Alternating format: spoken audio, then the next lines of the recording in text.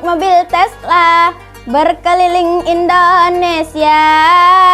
Perkenalkan Siti Akela, daiyah cilik yang menyala. Bismillahirrahmanirrahim.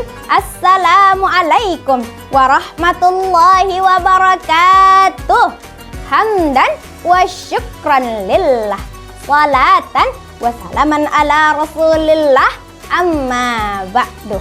Bapak, Ibu, hadirin, sahabat dai dan pemirsa sekolah Dai Cilik Channel dimanapun berada, puji syukur kita panjatkan kepada Allah Subhanahu wa Ta'ala atas segala limpahan rahmat dan karunia-Nya kepada kita semua hingga detik ini dengan mengucapkan Alhamdulillah. Buktinya apa? Rumah mewah berpagar besi, pakaian rapi memakai dasi, makanan keju dan roti, di dekatnya terdapat mobil Mercy. Bukan hasil korupsi, tapi hasil dakwah kesana kemari. Wah, godang amplopnya tuh. Itu adalah nikmat yang patut kita syukuri. Betul apa betul? Betul. Salawat beserta salam tak lupa kita sampaikan kepada junjungan alam, yakni Nabi besar Muhammad sallallahu alaihi wasallam. Sahabat dai, kita salawatan dulu boleh? Sama-sama ya. Sholatum bisalabil mubin linuqatid da'i ya gharami. Sholatum bisalabil mubin linuqatid da'i ya gharami.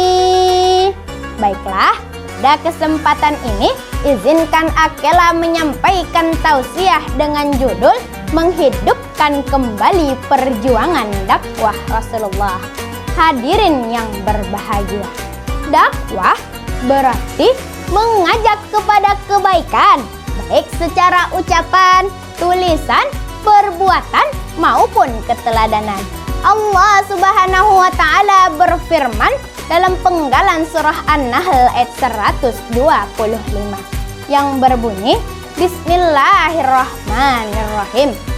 Ud'u ila sabili rabbika bil hikmati wal mau'izatil hasanah wajadilhum billati hiya ahsan, yang artinya serulah manusia kepada jalan Tuhanmu, kepada kebaikan dengan hikmah, pelajaran yang baik, dan bantalah mereka dengan cara yang baik.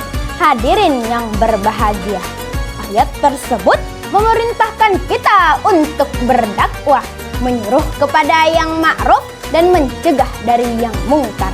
Seiring tantangan zaman ini di mana kemaksiatan merajalela, maka dakwah harus tetap dihidupkan.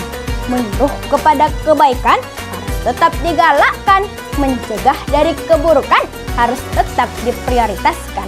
Lalu, siapa yang pantas kita jadikan panutan dalam perjuangan dakwah, hadirin? Tentunya Rasulullah sallallahu alaihi wasallam. Kita bisa bercermin bagaimana perjuangan dakwah Rasulullah. Tidak semudah membalikkan telapak tangan, hadirin. Banyak tantangannya, silih berganti datangnya.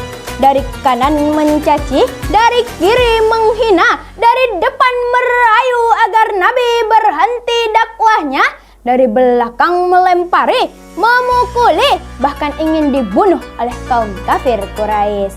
Tapi dakwah Rasulullah tak pernah terhenti, bahkan terus bersinar dan tak pernah redup. Masya Allah. Maka perjuangan dakwah Rasulullah inilah yang mesti kita hidupkan, kita hadirkan kembali dalam aktivitas dakwah masa kini. Bagaimana caranya? Ubur-ubur makan roti, Simak ya Besti, setidaknya ada 3 pelajaran penting yang dapat kita petik dari perjuangan dakwah Rasulullah yang perlu kita terapkan dalam aktivitas dakwah masa kini. Pertama, semangat juang dakwah Nabi yang tak pernah menyerah. Hadirin, tantangan yang dihadapi Rasulullah tidaklah mudah. Berdakwah di tengah kebodohan, berdakwah di tengah kehancuran moral, berdakwah di tengah kegelapan masyarakat Arab Quraisy pada waktu itu.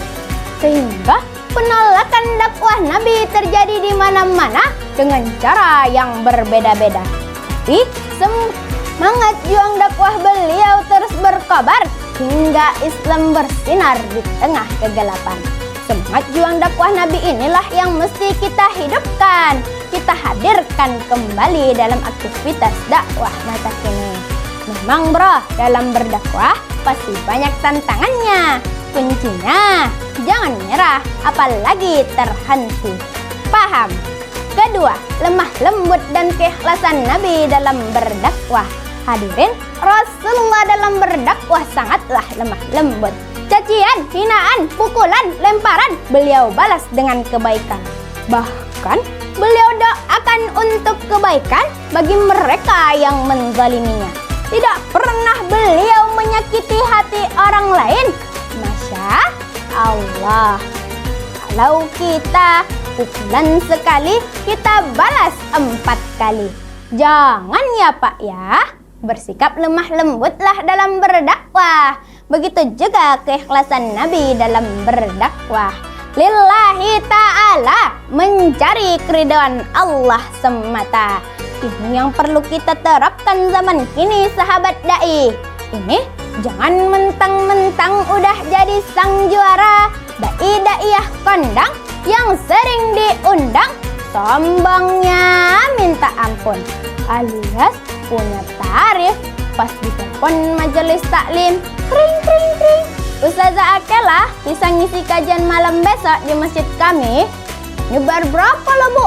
Padat jadwal saya nih. Kalau besar bayaran di sana, saya terima Ibu. Saya batalkan yang lain. Astagfirullah. Jangan ya Dek ya. Dakwah adalah tugas kita. Niatkan karena Allah. Kalau dikasih amplop plus isinya, itu bonus. Kalau nggak dikasih, jangan diminta. Kalau dikasih, jangan pula ditolak. Berkah. Ketiga, dakwah Nabi yang bijaksana. Bil hikmah, Nabi Muhammad dakwahnya sangatlah bijaksana. Artinya, Nabi cara dakwahnya menyesuaikan kondisi, kebutuhan umatnya dan perkembangan zaman. Sekarang kan perkembangan teknologi semakin pesat, penggunaan media sosial semakin diminati, mulai dari anak-anak hingga nenek dan atuk-atuk. Semuanya lebih suka mendengarkan dakwah melalui media digital dan sosial daripada secara langsung. Kita bisa belajar dari sekolah Dai Cilik Pos Dai Riau ini yang konsisten menyebarkan syiar dakwah dan nilai-nilai kebaikan melalui konten-kontennya yang keren di Instagram, YouTube, TikTok, dan lain sebagainya. Menyala sekolah dai, takbir, Allahu Akbar. Sebagai kesimpulan, balighu anni walau ayah. Sampaikanlah dari Nabi walaupun hanya 1 ayat. Mari kita hidupkan kembali, kita hadirkan kembali perjuangan dakwah Rasulullah pada masa kini. Jadikan Rasulullah sebagai panutan dalam perjuangan dan pengorbanan dakwah. Ingat, jalan dakwah kita masih panjang. Jangan menyerah, apalagi terhenti. Gas terus untuk kebaikan dan dakwah.